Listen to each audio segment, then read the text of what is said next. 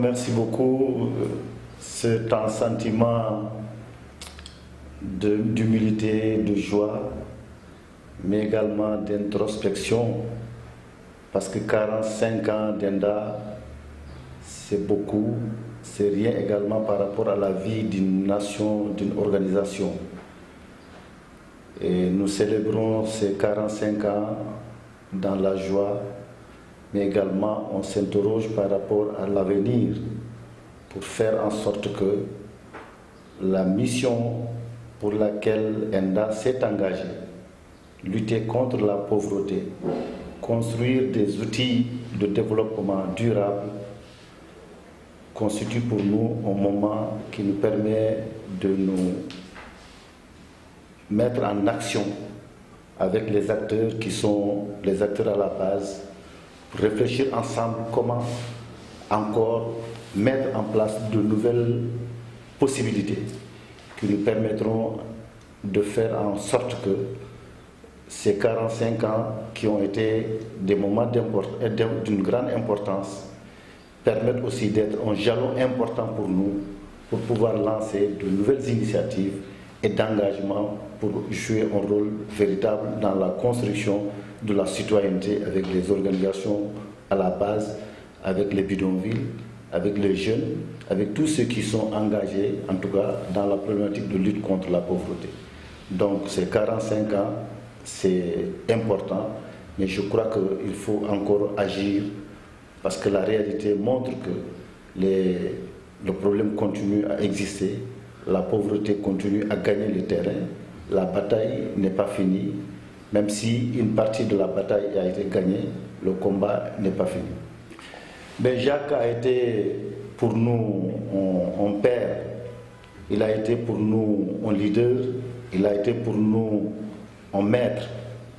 Parce que moi, jeune encore, quand je suis venu à ENDA, je venais juste de sortir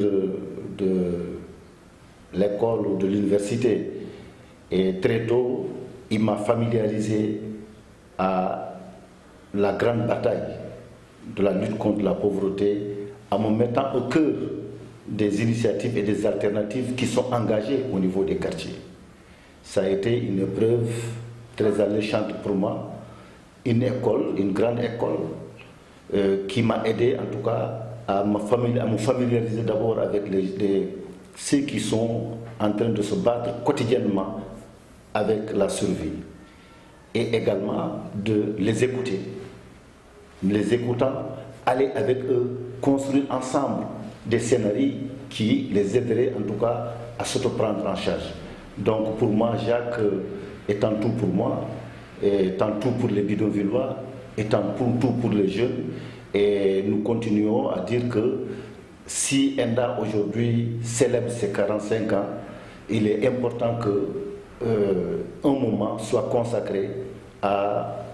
l'œuvre de Jacques Bounoukhour,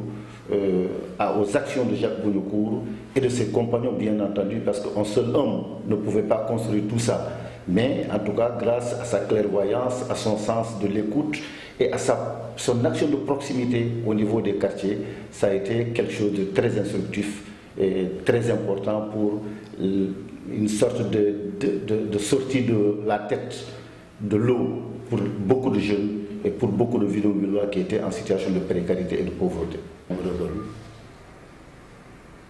fi ñu tàmbalee ak ENDA Jacques Bounoukhour la ñu tàmbalee mu fay ñëw mooy directeur exécutif de l'ENDA bi mu fay ñëw moment yooyu mu fay ñëw noonu fekk na ñu nekk ci ay moment difficile yu métti ndax d'ailleurs que bi muy ñëw foofu rek dafa fekk ñu bëgg na dëgër pise foofu moom mu jóg di dox ay jéegoom ba mook état bi ak ETFM bi ñu doon wax ne moom terrain bi ñu négocié wu sama waay ba ñu bàyyi ñu foofu ci secteur bi ñu fa bàyyee tamit am na ay moyens yu mu fa indi muy maanaam indi na fa jàngalukaay amuñu woon école moom li mu fa njëkk indi mooy ndox ndax dañ doon jógee pour rooti ci yeneen secteurs yi foofu di jëggaane ndox mu metti ci ñun trop mu njëkk indi benn borne de fontaine monté ñu foofu mu defaree borne fontaine bi après ci la defar maanaam ay douche mu def ay école yee nit ñi ci yu bare bari comme ay liggéeykat yoo fa nekkoon mu développé leen sama waaye seen métier boobu ñu doon liggéey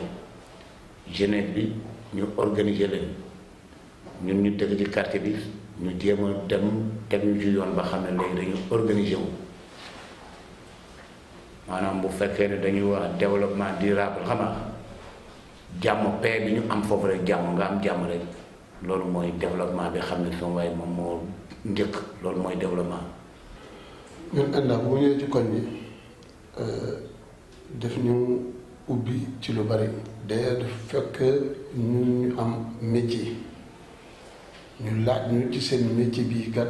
war ngeen ci mun a dund war ngeen ci mun a génnee lu bari daawuñu bokk ci benn organisation mais yàlla ak ENDA bu ñu ñëwee boole ñu ci organisation yu bari ñun en tant que artisan man bokk naa ci artisan yoo xamante ne ni encadré nañ ma ba mun a bokk ci yenn exposition yu bari te loolu mosul woon am mosuma ko woon xalaat te tam bokk ci yenn organisme yi xool nañu ne non seulement day ubbi nit waaye day ubbi xalaat day ubbi sa gis-gis ba tax na ñun ñu xam ne ñun waa secteur Khadimou Rassoul quartier bi nous sommes modestes nag mais dignes nekk dañoo xam te wóor nañ ne dem nañu ba xamal suñu bopp ne ndekete ñun bu ñu jógee rek war nañu mën a yóbbu suñu bopp fu sori bu ñu jógee rek war nañu mën a àgg fu sori parce que xam nañ ne ñun mel nañu comme ñeneen ñi lu tax ñu mel tamit comme tous les artisans ñun lu tax ñu mel comme nit ñëpp grâce à ENDA tax parce que dañoo tëju woon donc ñoo xamante ne xalaatuñu woon sax dinañu génn ba bokk ci yenn organisme xalaatuñu woon dinañu génn ba mën a wax ak yenn bailleurs de fonds yi xalaatuñu dinañu génn ba mën a am yenn projet yi ñoom nag ñoo ñu jàppale woon ñu tette ñu ba tax na lépp loo xamante ne xool nañ ko xalaat ko rek war nañ ko mën a jege parce que xam nañ ni war nañ ko mën a am. waaye jërëjëf ci kàddu bi loolu rafet na ñun war nañ ci mën a sànni suñu kàddu parce que ENDA moo ñu defar fi ñu toll nii ci artisan bi parce que ENDA liggéey na loo xamante ni moom ci boppam xamagul li ñu liggéey ci artisan yi parce que tey au niveau de CFAO Sénégalaise automobile port Sénéméca foo dem tey élément ENDA yi mu defar ña nga fa tey di liggéey man mi fa lañ ma formé bu may jël fi lu war a mat 100 personnes yoo xamante ni ñu ngi leen di formé loolu ENDA moo ko def moo ko dimbalee xale yi di contribuer ci contribution boo xamante ni day ànd ak développement réew mi parce que tey jii xale yi fa nekk saa yu école tëjee ñun dinañ am lu war a mat 30 personnes yoo xamante ni xale dañ ñu koy indil ñu formé leen loolu ENDA moo ko def ci ñun ba pare nag jàppale bi ñu jàppale lu toll ni ville ñu defal la fa garage moderne jàppale la doo fay dërëm di la accompagner ku mel ni Omar Tagna di ñu jàppale aussi tamit ci xalaat ak xel parce que bàyyiwuñu ñoom ñëw ñu dimbali ñu rek bàyyi ñu moom dafay ñëw dañu nemmeeku fu ngeen toll ñu wax ko lii ak lii ngeen def ba fii may wax ak yow nii bëri na tey ñoo xamante ni am nañ teraanga ENDA moo ko def am na ñoo xamante ni tey secteur bi nekk bari na loo xamante ni tey ñëpp ñu ngi ci jàmm ñëpp ñu ngi ci salaam mais ENDA moo ko def ENDA nag bi mu ko defee aussi ñun dañ ko ci sant di ko gërëm parce que defar na ay nit